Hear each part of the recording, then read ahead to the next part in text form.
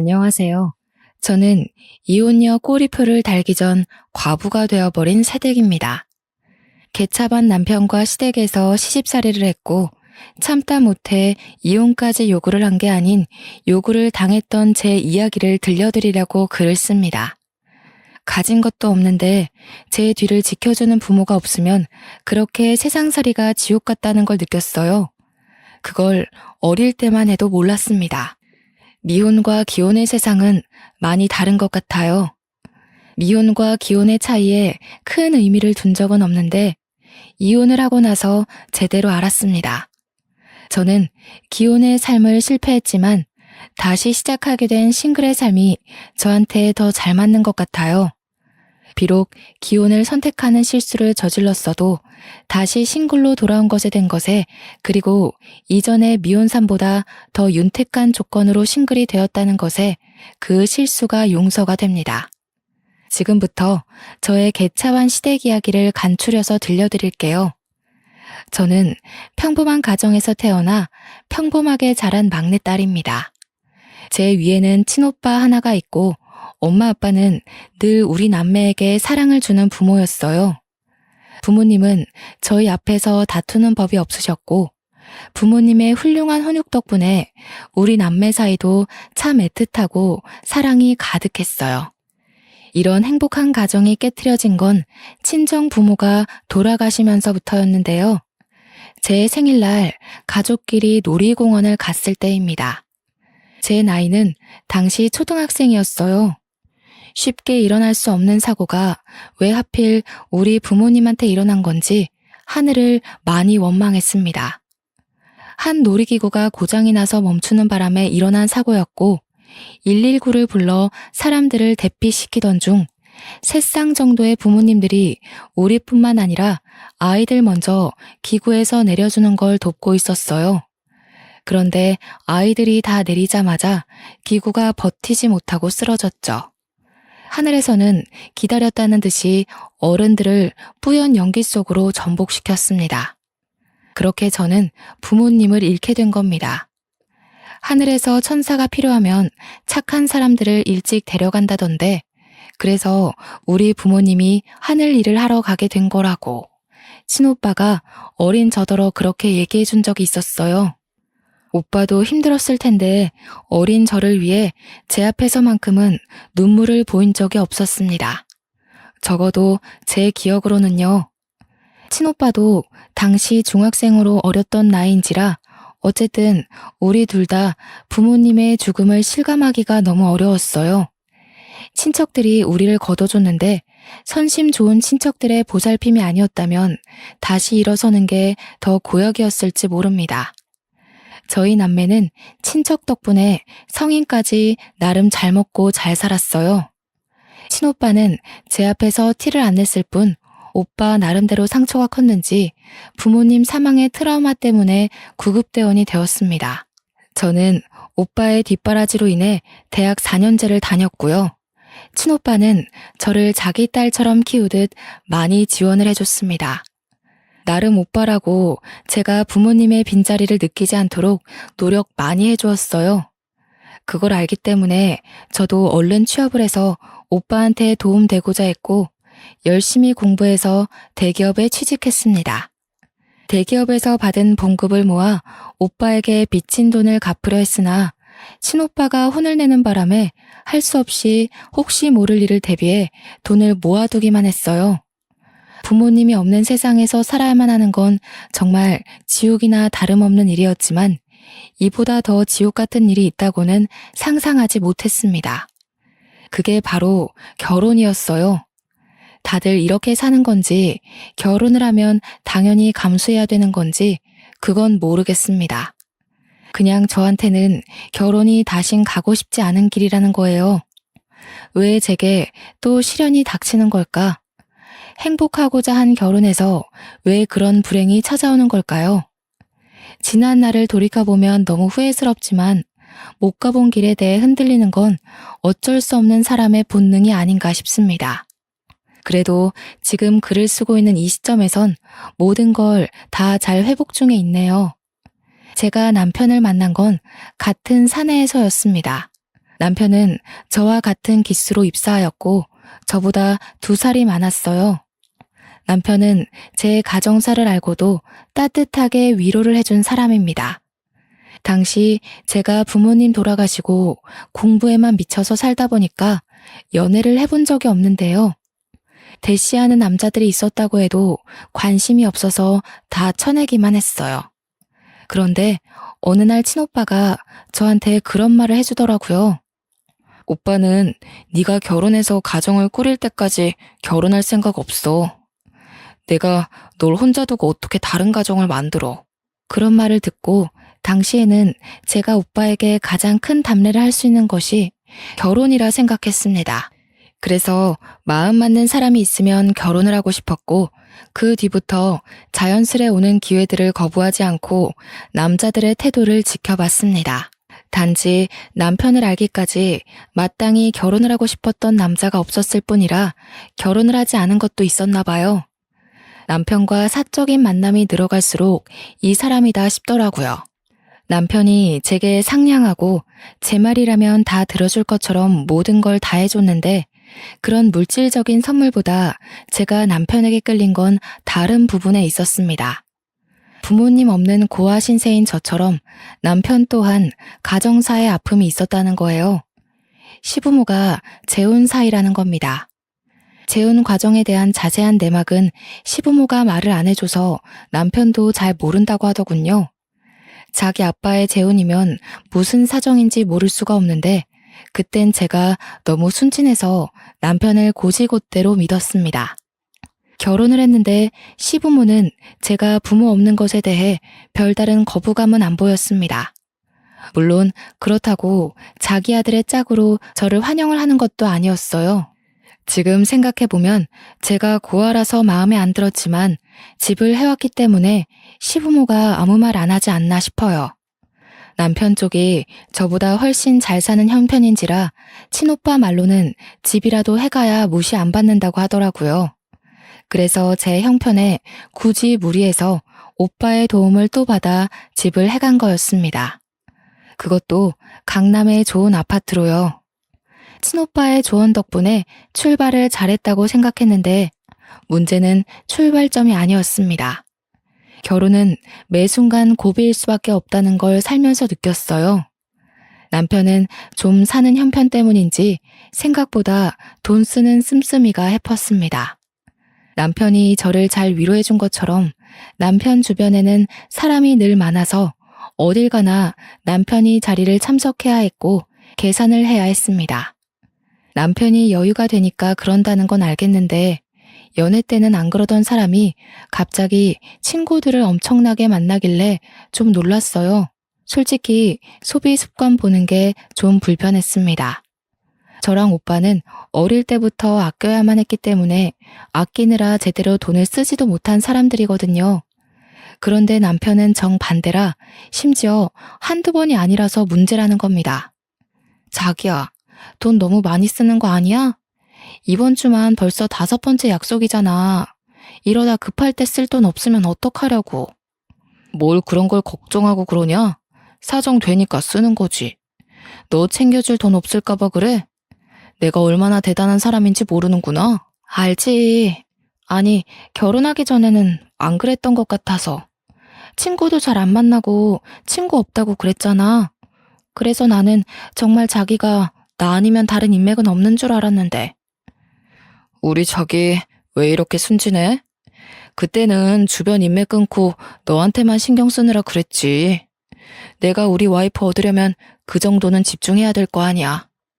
목표를 잃었으니까 그동안 소홀했던 사람들한테 미안했다고 쏘는 거야. 큰 인물이 되려면 대인관계가 다 자산이거든.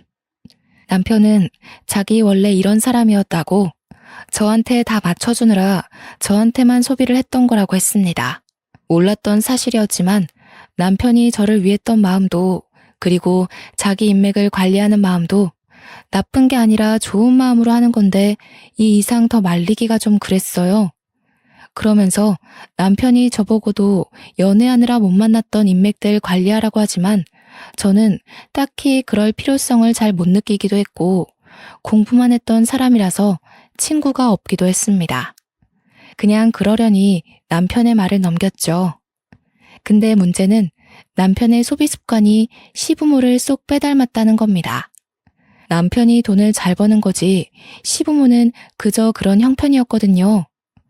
남편의 용돈 때문에 풍족하게 살 수 있었던 것뿐이라는 거 저도 결혼 전에 남편이 말해줘서 알고 있습니다. 시부모 사는 아파트도 제가 해온 신혼집보다 집값 낮다는 것도 알고 있고요. 남편은 회사를 다니면서도 작게 투자한 곳이 많아서 저보다 수익이 훨씬 많은 사람이었습니다. 시부모는 자기 아들이 손해보는 장사로 결혼했다고 생각해서 그런지 처음에 제가 신혼집을 해왔을 때는 아무 말 않던 사람들이 한 해가 지나니까 점점 입을 떼기 시작하더라고요. 그 시작이 바로 시부의 생신이었습니다. 시부 생신 선물 때문에 시모한테서 전화가 온 날이었어요. 아들은 매달 용돈 주는 것만으로도 우리가 이미 선물 받은 거나 다름없다. 그래서 아들한테 더 부탁하긴 면목이 없고 너한테 따로 시애비 선물 기뜸해 주려고 연락했어. 아, 그러세요? 그렇잖아도 뭐 필요한 거 없나 여쭤보려고 연락드리려던 참이었는데 용돈이랑 고민하고 있었거든요. 아버님께서 따로 갖고 싶은 거 있으신가 봐요? 그래도 생일 선물인데 용돈보다는 눈에 보이는 게 좋지 않나 싶네. 다른 축하 파티나 식사 자리는 따로 필요 없고 지갑 하나면 될 것 같은데. 지갑 정도야 사드릴 수 있어서 저는 흔쾌히 알겠다고 했는데요. 시모가 따로 찾아놓은 지갑이 있다고 저한테 보내주더라고요.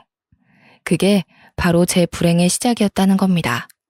저는 그 지갑 정보를 보고 경악을 금치 못했어요. 지갑이 무려 500만 원짜리 명품 지갑이더라고요. 지갑 하나에 500이라는 것이 놀라워서가 아니에요. 그냥 생신 선물 치고는 너무 과한 금액이라서 당황스러울 뿐이었습니다. 저는 시모한테 다시 연락해서 너무 비싼 것 같다고 말씀을 드렸어요. 너는 우리한테 용돈도 안 주고 혼자 벌어먹고 있지 않니? 집 하나 했다고 두 손 두 발 놓고 있으려고 했어? 앞으로도 용돈은 내 아들만 줄 것 같으니 너더러 한 번 해줄 때 크게 해주라는 거야. 어머님, 그래도 500만 원은 제 선에서 좀 힘에 부치는 금액이에요. 다른 선물 뭐 없을까요? 제가 몇십만 원 정도는 가능할 것 같은데요. 몇십만 원? 우리 그런 건 명품 취급도 안 한다. 너가 우리 집 식구 된 지 얼마 안 돼서 모르나 본데 우리 아들 연봉 얼만지 알지? 우리가 재벌이나 다름없어. 사장 사모가 몇십만 원짜리 들고 다니면 사람들이 뭐라고 생각하겠니? 솔직히 시부모 댁이 명품을 들고 다닐 정도로 차고 넘치는 집도 아니었고 명품이 어울리는 사람들도 아니었습니다. 시부모는 남편이 사준 명품 옷이 있더라도 그걸 아낀다며 잘 꺼내 입지도 않는 사람들이에요. 남편 말로는 시부모가 자기 생각해서 용돈 달라는 소리도 잘 안 한다길래 남편이 알아서 시부모 용돈 챙겨주는 거라고 했거든요. 그런데 제가 보는 시부모는 남편이 말해준 이미지와 좀 다르다고 느꼈습니다. 욕심이 없는 사람이라고요? 글쎄요. 저는 문제가 되기 시작한 생신 선물부터 시부모의 욕심을 눈치챘는걸요. 너도 우리 아들이랑 같이 대기업 다니지 않냐? 우리 아들만큼은 못해도 500만 원 선물에 부담스럽진 않을 텐데. 설마 우리한테 그 돈 쓰기 아까워서 그런 거니? 아니요, 그럴 리가요. 아무래도 큰 돈이다 보니까 남편이랑 상의해서 결정해야 될 것 같아요. 아버님 첫 생신 선물인데 신경 써서 준비할 테니 걱정 마세요. 우리 아들한테 상의를 하긴 뭐래. 그럼 그게 아들이 사주는 선물이지 며느리로서 주는 게 아니잖아. 너한테 더 안 바랄 테니까 시애비 선물 그거 하나 딱 해줘라. 500만 원, 돈이 없어서가 아닙니다. 그냥 처음부터 이렇게나 값비싼 선물을 사드리면 그 다음엔 더 비싼 걸 사야 될 것 같아서였어요. 시모의 첫 부탁인데 남편한테 철저히 비밀로 하라는 시모의 말을 거역할 순 없어서 비밀은 지키되 선물은 다른 걸로 신경 써서 구매를 했습니다. 시부모가 환장하는 명품으로요. 시부 생일날 남편과 함께 시댁으로 동행했고 남편은 잠깐 통화할 때가 있다고 저더러 먼저 올라가라길래 저 혼자 시댁을 들어왔어요. 시모는 제가 선물을 사왔다는 걸 알고 되게 반갑게 반겼습니다. 저에게 속닥거리며 자기가 사오라는 선물을 사왔냐고 시부가 엄청 기대 중이라고 요란 피웠어요. 지갑을 사긴 했죠. 시모가 말한 500만 원짜리가 아니었을 뿐입니다. 저를 끌고 들어간 시모가 시부 앞에서 마치 자기가 칭찬받고 싶어 안달난 사람처럼 자랑까지 하더라고요. 당신 지난달에 명품 지갑 하나 갖고 싶다고 했죠? 우리 새아기가 당신 생각해서 그걸로 딱 사왔지 뭐예요? 제가 따로 연락해서 부탁했다니까요. 난감한 상황이었습니다. 시모의 자랑에 시부는 이미 기대에 찬 눈빛이었어요. 시부가 이 선물을 풀어보기 전에 사실을 말씀드려야겠더라고요. 저는 들뜬 두 사람 앞으로 머쓱하게 웃으면서 시부 지갑 그때 그게 아니고 40만 원 정도의 적당선의 명품으로 샀다고 했어요. 시모한테는 여건이 안 돼서 그렇게 결정한 거라고 죄송하다고 했더니 시모가 그 지갑의 가격을 알고 제 손에 쥐어진 종이 가방을 그 채로 저에게 던졌습니다. 뭐라고? 넌 우리 집을 뭘로 보는 거니? 아니, 시애미를 뭘로 보는 거야? 내 말 귓등으로 들었어? 내가 뭐 재혼했다고 무시하는 거야? 네 시애비가 어떤 사람인데 이런 싸구려를 갖다 줘?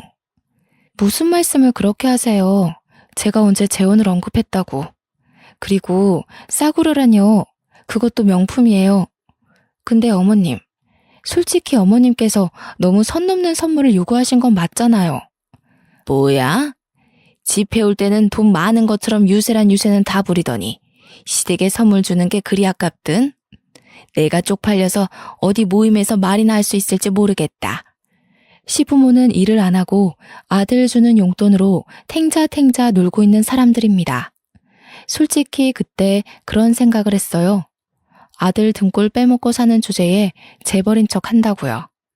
참 웃음꼴이었죠. 하지만 제 속내가 그런 시부모의 성품을 가볍게 이겨낼 정도로 멘탈이 강한 사람은 아니었습니다. 너무 화가 나서 눈물까지 날 지경이었어요. 시 또한 기분 상해서 저를 보고 쯧쯧거리며 거들떠도 보지 않더군요.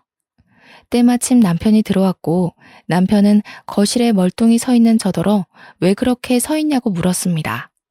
제가 대답을 안 하고 있으니 바닥에 떨어진 지갑을 본 남편은 대충 상황을 파악한 것 같았어요. 아이, 엄마 아빠도 처음? 그래도 며느리가 신경 써서 사온 건데 좀 봤지. 아직 어리잖아. 첫 선물인데 부족할 수도 있는 거를 꼭 티를 냈네. 아들아, 우리 눈높이 알잖아. 우리가 어디 요즘에 돈 100만 원 안 하는 물건 들고 다녔어? 너희 아빠는 다음 주에 골프 동호회 사람들이랑 일본에 놀러 간다고 했단 말이다. 저런 싸구려를 들고 어디 어깨 펼 수 있겠니? 그렇긴 한데 이 사람이 잘 몰라서 그랬을 거야. 친오빠랑 둘이서 힘들게 살았다는 거 알잖아. 엄마 아빠가 이해해줘. 내가 잘 타일러서 다신 그런 일 없도록 할게. 남편이 시부모의 흥분을 잠재우긴 했지만 저한테는 어딘가 불편한 발언들이었습니다. 남편은 마치 저를 문제아로 보는 듯이 말을 했어요. 잘못은 시부모가 했는데 왜 시부모에게 제 행동을 이해시키는지 저야말로 이해가 안 되었습니다. 그 뒤에는 더 어이없어요. 남편은 저를 내버려 두고 시부모 기분을 풀어주려고 애교를 떨면서 자기가 선물 좋은 거 사왔다고 두 손 가득한 짐을 풀어놓더라고요. 시부모에게 옷 한 벌씩 해주는 거였습니다. 저건 저도 몰랐던 사실이에요. 제가 은근슬쩍 시부 생신 선물 뭐 해줄까 하고 물어봤을 때는 별말 없었거든요. 이런저런 서운한 게 많았지만 일단 시댁을 나올 때까진 참았습니다. 남편과 시댁에 인사만 드리고 나온 뒤 저는 바로 남편에게 물었죠. 어머님 아버님이 나한테 어떻게 했는 줄 알아? 내가 사들인 지갑 던졌어. 뒤로 안 물러났으면 나 얼굴 다칠 뻔했다고. 어떻게 그러실 수가 있어? 게다가 자기는 거기서 그런 식으로 말을 하면 어떡해. 그럼 내가 잘못한 사람이 되잖아. 들어보니까 엄마 아빠가 서운할 만했더구만. 500만 원 선물 받을 줄 알았는데 40만 원이라고 하면 기분 상하긴 하지. 우리 부모님이 당신 벌이를 모르는 것도 아니고. 솔직히 대기업에 500만 원 선물이면 그렇게 힘에 부치는 건 아니잖아. 40만 원은 돈도 아니야? 어머님 아버님 눈높이를 당신이 너무 키워놔서 저러시는 것도 있어. 그리고 어머님 아버님 옷 샀다는 건 왜 나한테 말 안 했어? 한 벌에 1,000만 원 가까이 되는 옷이야. 내가 얘기하면 당신이 부담 느낄 것 같아서. 나는 나름 배려한 건데. 그래도 내가 당신 생각 안 했다고 할 거야? 남편은 제가 얼마나 상처를 받았는지 별로 중요하게 생각지 않는 것 같았습니다. 저의 이야기를 투정이라고 생각하면서 능청스럽게 그래 그래 하면서 듣는 둥 마는 둥 대답했어요. 연애 때는 남편에게서 느껴본 적 없는 퉁명스런 말투였어요. 귀찮음이 묻은 것 같기도 했고요. 그 때문에 저는 남편에게 변한 것 같다고 나한테 질렸냐고 물었는데요. 남편은 오히려 저더러 변한 것 같다고 했습니다. 제가 결혼하기 전과 다르게 많이 징징거린다는 거 아니겠습니까? 그날 이후 서운해서 입을 닫았고 남편을 대면대면하게 되었습니다. 화가 나서 시부모님 연락도 안 받았어요. 제가 서운한 감정을 표현을 할 때 모든 외부적 요인을 닫아버리는 타입이란 걸 결혼하고 알았습니다. 시부모는 제가 3일 연속 연락이 안 되니까 남편한테 전화를 했나 보더라고요. 남편이 회사에서 저와 마주치자마자 조용히 경고를 하더니 퇴근하고 집에 와서는 저희가 완전 싸우게 되었습니다. 엄마 아빠 연락은 왜 안 받아? 시위하는 거야? 설마 그놈의 지갑 때문에? 당신 도대체 왜 이렇게 철이 없어? 사춘기도 아니고 뭐 하자는 거야? 내가 그냥 넘어가면 어머님 아버님이 날 더 우습게 보지 않겠어? 사과도 못 받았는데 기분 나쁜 티 정도는 낼 수 있는 거잖아. 네가 기분 나쁘긴 뭐가 나빠. 이참에 우리 부모님 취향도 알게 된 거니까 오히려 잘 된 거지. 실수한 며느리 가르치는 걸 우습게 본다고 생각하는 거냐? 아, 진짜 정 떨어진다. 남편은 어느 순간부터 제게 정 떨어진다는 말을 많이 했습니다. 그게 지갑 사건 이후로 생기기 시작하더니 갈수록 더 심해졌어요. 제가 뭐만 하면 변했네, 실망이네, 왜 몰랐을까? 이런 소리를 해댔어요. 그럴 때마다 저는 참지 않고 남편과 싸우길 반복했습니다. 한 번은 시모가 우리 집을 왔다가 싸우는 걸 목격하기도 했어요. 내가 부모로서 내 아들 짝을 똑바로 결정해줬어야 하는 건데 하여간 부모 없이 큰 것들은 다 이 모양이라니까. 여자가 억측스러운 게 얼마나 천박한 줄 모르는 거니? 됐어 엄마. 내가 알아서 길들일 테니까 오늘은 그냥 가봐야겠다. 미안해. 애써서 왔을 텐데 헛걸음하게 만들어서. 당신 무슨 말을 그렇게 해? 내가 당신 애완견이야? 길들이긴 뭘 길들여. 내가 뭘 잘못했다고. 당신이 먼저 우리 오빠 흉 봤잖아. 친오빠의 우직하고 끈기 있는 구급대원 직업을 욕보인 남편에게 따지고 있던 중이었습니다. 그 상황에서도 억울하게 제 편은 없었고 저는 이걸 친오빠한테 절대 말을 할 수 없었어요. 저는 철저히 혼자인 그곳에서 제게서 등 돌린 사람들과 매일같이 겨뤄야 했습니다. 어느 순간부터 남편은 제가 잠에 들 때 집에 들어왔고 같이 겸상한 지가 가물가물할 만큼 사이가 멀어지게 되었어요. 그렇게 화병을 안고 친오빠 생각만 하며 버티고 살던 중 제 분화구가 결국 폭발하게 되는 날이 찾아오게 되었는데요. 제 스트레스가 극에 달했을 때 친오빠가 결혼을 하게 됐거든요. 저는 진작에 친오빠 결혼을 위해서 따로 돈을 모으고 있었어요. 축의금으로 1,000만 원을 준비했었고 결혼식 전날 현금을 봉투에 따로 넣어서 내일 친오빠를 미리 만나서 주기로 약속을 했습니다. 그리고 오빠 결혼식 당일이 되었을 때 아침에 준비를 끝내고 가방을 챙겼는데 분명 가방에 넣어뒀던 축의금이 어디로 간 건지 사라지고 없지 뭡니까? 남편에게 물어봤지만 남편은 모른다고 답할 뿐 잘 좀 챙기지 그랬냐면서 또 한숨만 쉬었습니다. 당시 그때는 남편과 싸울 시간이 없었어요. 졸인 마음으로 집안 구석구석 뒤졌는데도 봉투가 안 보이더라고요.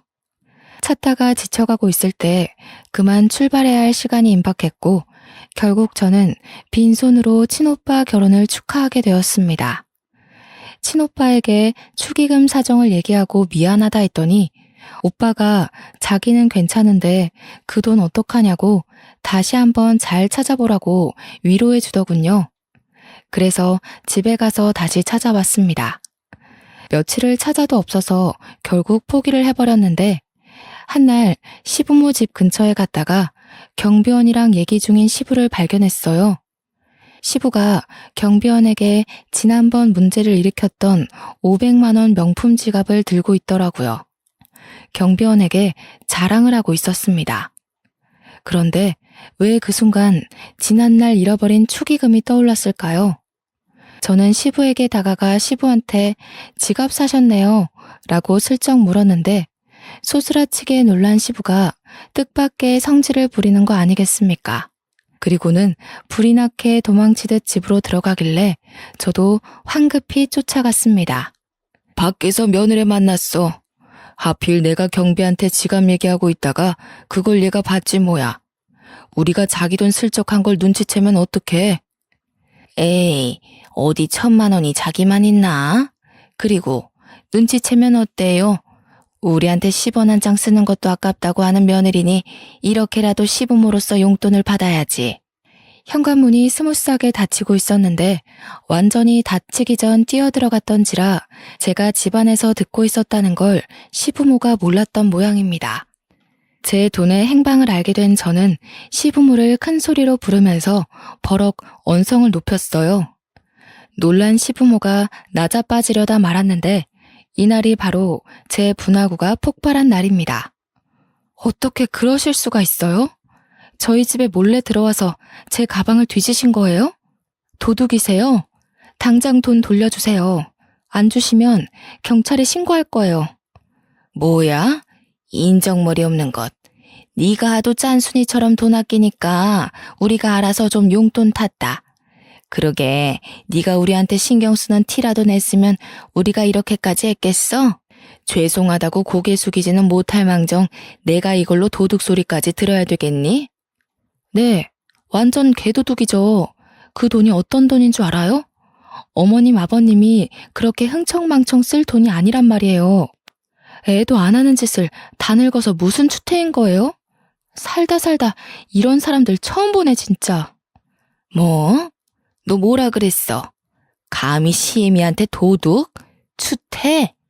여보, 이 애가 정신이 나갔나 봐요. 우리를 우습게 보는 게 맞았다니까요. 야, 내 아들한테 말하면 너 바로 이혼이야. 네, 이혼할게요. 거지 같은 집안 제가 그냥 버리고 말지. 여기서 버티고 살아준 게 제가 아쉬워서 그런 줄 아세요? 저희 오빠가 저 때문에 그만 고생하길 바래서였어요. 그런데 오빠는 아마 제가 이렇게 사는 것에 더 속상할 것 같네요. 이 거지 같은 곳 당장 나가버릴 거니까 제 돈 주세요. 내 돈 달라고요. 목에 핏대를 세우면서 시부모를 잡아먹을 것처럼 악을 썼더니 시부모가 크게 당황하면서 그대로 남편한테 전화를 했습니다. 뒤늦게 남편이 찾아왔고 저는 그 자리에서 남편에게 풀스윙 싸다구를 맞았어요. 누굴 한두 번 손대본 솜씨가 아닌 건지 남편은 쓰러진 저를 멱살 잡고 세워서 흔들기 시작했는데요. 이혼? 네 입에서 그 소리가 먼저 나올 만큼 잘나지 않았을 텐데. 그래, 내가 널 진작에 벌었어야 하는 건데 실수했어. 네가 감히 내 부모님한테 도둑 소리를 해? 너 합의 이혼은 기대도 하지 마. 소송할 거야. 위자료나 준비해. 남편이 저를 패대기 치자 그때 시부가 500만 원 지갑에 내용물을 다 빼더니 저에게 던졌습니다. 우리가 잠시 눈이 멀었다. 이깟 것도 며느리라고. 옛다. 치사해서 안 받아. 이렇게 돈에 미친 여자는 내가 처음 본다. 얼른 썩 꺼져버려. 제가 사준 것도 아니고 훔친 돈으로 산 거면서 저더러 도로 가져가라는 시부의 말이 웃기더라고요. 저는 굴하지 않고 그 지갑을 들고서 다시 시부에게 던졌습니다. 아버님 손때 묻은 건 더 이상 명품이 아니죠. 당신들도 돈이나 준비하세요. 진짜 돈에 미친 여자가 어떤 건지 보여드릴게요. 그래야 저도 그런 욕 먹는 게 덜 억울하지 않겠어요? 제대로 고소해 줄 테니까 기다려요. 내 전 재산을 털어서라도 당신들 쫄딱 망하게 할 거야. 그렇게 저는 집을 떠났고 여전히 친오빠한테 말하지 못했습니다. 그냥 혼자 모텔 잡아 지냈죠. 며칠간 변호사 사무실을 돌면서 소송할 방도를 알아보았습니다. 회사에서 남편을 마주치더라도 저희는 눈 한 번 마주치지 않았어요. 저희 사이를 아는 동료들은 저에게 한 번씩 싸웠냐고 묻기도 했는데 그때마다 저는 숨기지 않고 이혼할 거라고 말했습니다. 그 뒤로 동료들은 더 이상 저와 남편의 어색한 분위기를 질문하는 일은 없었는데요. 이혼을 앞두고 있다는 사실이 소문이 나서 남편 귀에까지 들어갔더라고요. 듣자 하니 남편은 이혼을 확실히 끝낼 때까지 이혼 사정을 숨기려고 했었나 봅니다. 저를 계속 비상구로 따라오라고 울음장을 놓았는데 그때마다 저는 남편을 쌩깠죠. 제게 무시당하는 게 화가 났는지 한 번은 남편이 직원들 눈을 피해서 억지로 저를 끌고 가려고 했던 적이 있었는데 제가 비명을 지르는 바람에 그마저도 실패했었습니다. 그러니까 남편은 저를 단 둘이 마주할 기회가 없었던 거죠. 그 상황에서 저는 매일같이 변호사와 면담을 하면서 소송 준비를 철저히 했어요.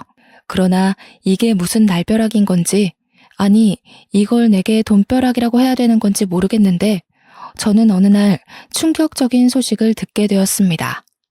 남편이 회사 비상구 계단에서 굴러떨어지는 바람에 사망했다는 거 아니겠습니까?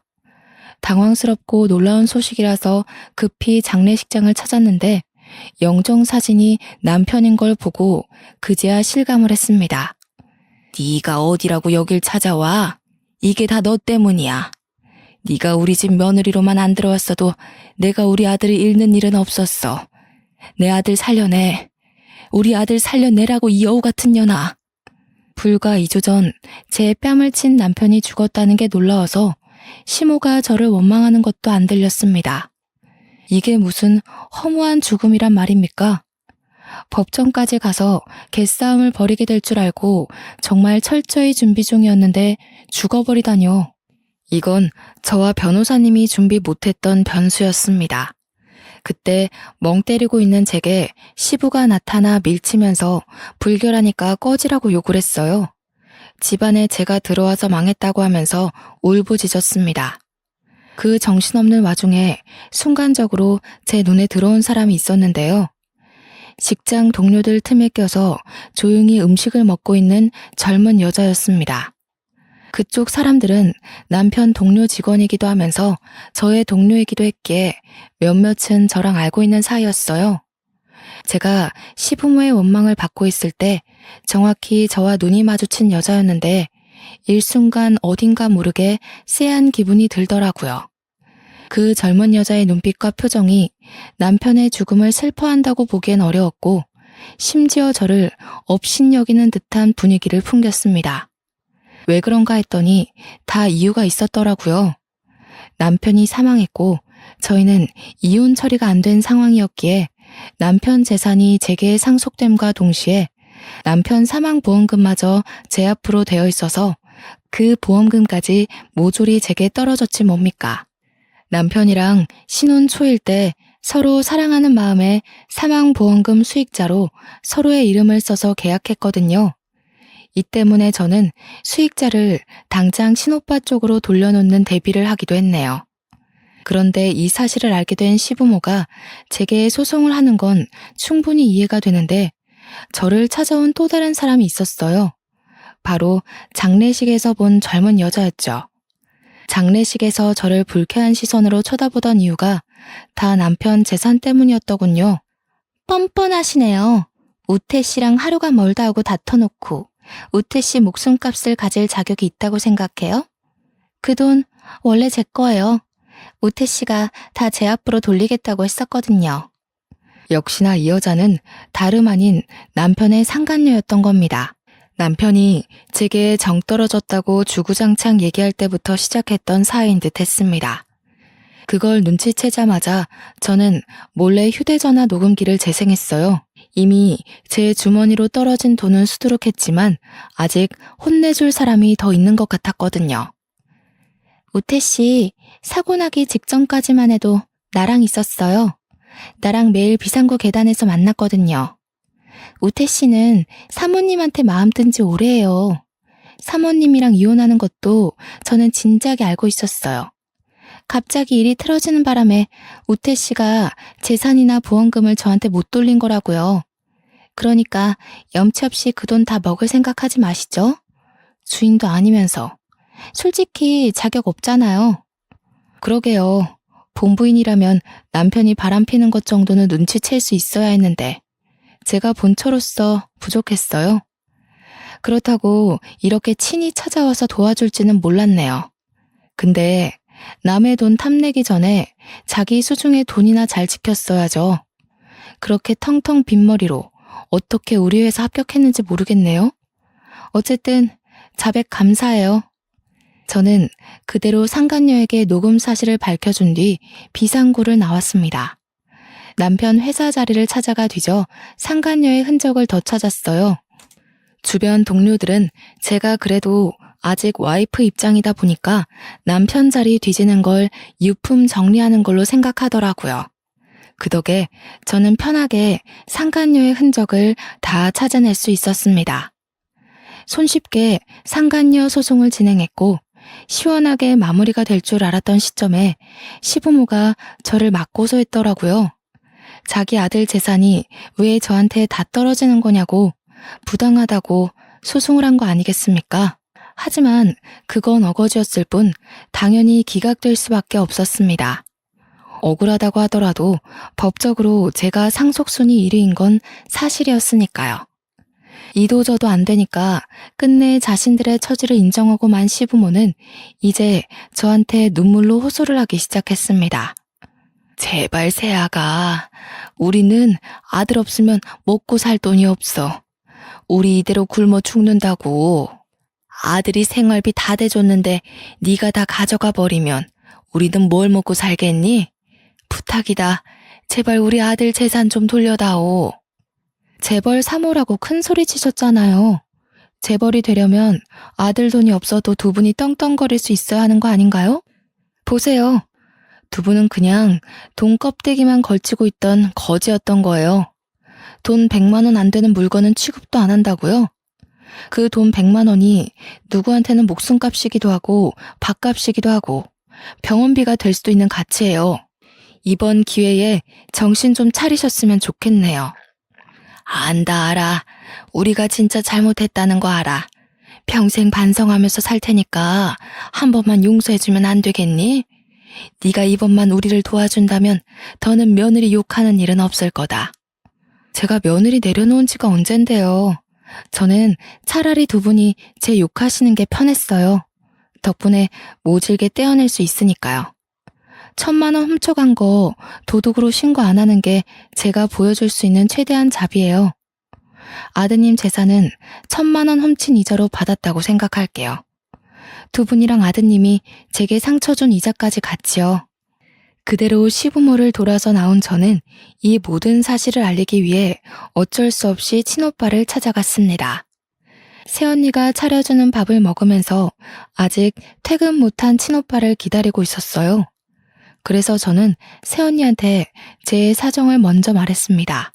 새언니는 그동안 제가 친오빠한테 털어놔야 할 고민을 대신 들어준 사람이에요. 제게 친언니처럼 늘 다정하고 신경 써주던 고마운 언니거든요. 아가씨도 참. 그래도 그런 큰일이 있었으면 오빠한테 말했어야죠. 혼자서 얼마나 고생했을까. 왜 나한테 그런 것까진 말 안 했어요. 내가 오빠한테 말할까봐요? 언니가 말 안 할 건 알았지만 그냥 말 그대로 너무 큰일이었잖아요. 언니 임신했다는 거 아는데 제가 어떻게 그런 소리를 하겠어요? 그리고 제가 드릴 게 있는데요. 나중에 태어날 우리 조카 위해서 써주세요. 저는 새언니에게 5천만 원 용돈을 줬습니다. 새언니가 깜짝 놀라더니 안 받으려고 하는 걸 제가 고모가 될 건데 이렇게 꼭 해주고 싶다고 사정을 했어요. 새언니가 눈물을 보이면서 자기가 뭐 해준 것도 없는데 이렇게 큰 돈까지 받아서 미안하고 고맙다고 하시더라고요.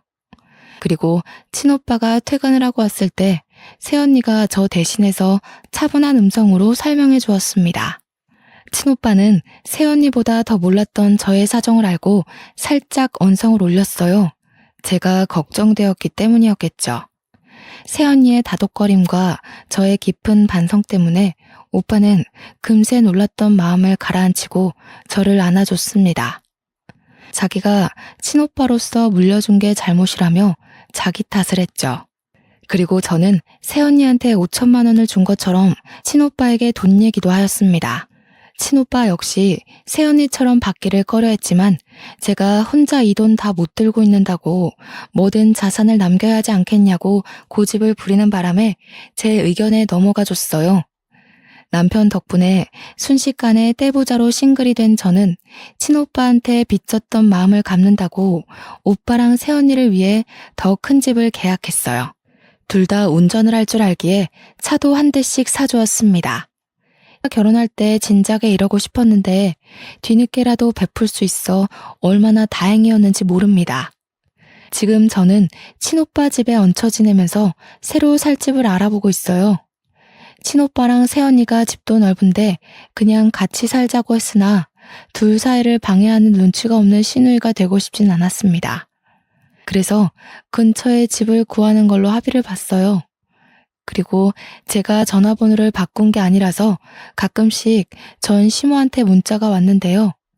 시모가 시부의 불륜녀였더라고요. 지금 시부가 옛날 버릇 못 버리고 또 바람나서 자기를 버렸다는데 집에서 쫓겨나는 바람에 시모가 갈 데가 없다고 하지 뭡니까? 그리고 늙은 나이에 일할 데도 없고 능력도 없어서 단순 노동을 하는 것 같더라고요. 시모가 자기는 이런 데서 더 일 못한다고 저더러 계속 재산 3분의 1만 달라고 하길래 스팸 처리해버렸습니다. 정말 개판인 사람들이 아니지 않나요? 제가 어떻게 저런 호랑이 굴에 들어갔는지 모르겠네요. 아무것도 모르고 들어간 게 어쩌면 다행이라고 생각해야겠어요.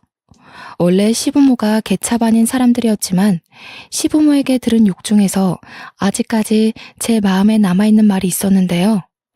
바로 부모 없는 자식들은 다 이 모양이냐는 말이 유독 강하게 남아있어요.